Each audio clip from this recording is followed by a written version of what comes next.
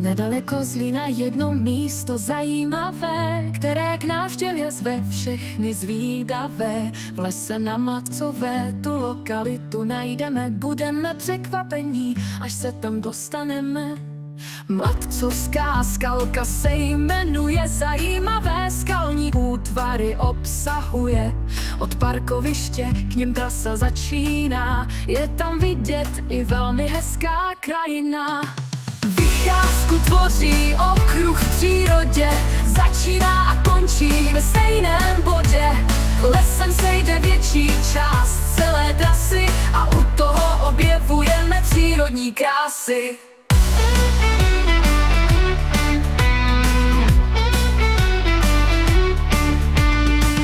Jde se cestou, kde je trocha stoupání, nám však v naší chůzi nic nezabrání. Skalka je vysoká, zhruba 6 metrů, celý okruh má 2,5 kilometru. Na vrchol vedou schody vytesané do kamene, vystoupat po nich nahoru v pohodě můžeme. Poté se vydáme ke skále přednímu vrchu, kde je válečník vytesán v kamenném povrchu. Vycházku tvoří okruh v přírodě, začíná a končí ve stejném bodě. Lesem sejde větší část celé trasy a u toho objevujeme přírodní krásy.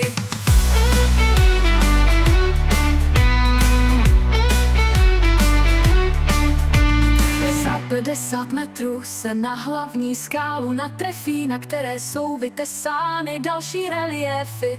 Hlavy s tvářemi se z nich na vás dívají, na každého návštěvníka v klidu čekají. Každopádně je to místo něčím zajímavé, vidět reliéfy na vlastní oči je lákavé. Zpět na cestu se jde bez větší námahy, k vidění je i výhled na jižní svahy. Je to hezká vycházka v přírodě, která se dá zvládnout v pohodě. Dobré je mít na výšlap hezké počasí, jinak by byly hůře schůdné trasy. Vycházku tvoří okruh v přírodě, začíná a končí ve stejném bodě.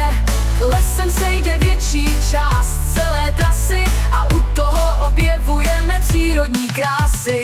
Vycházku tvoří okruh v přírodě, začíná a končí ve stejném bodě.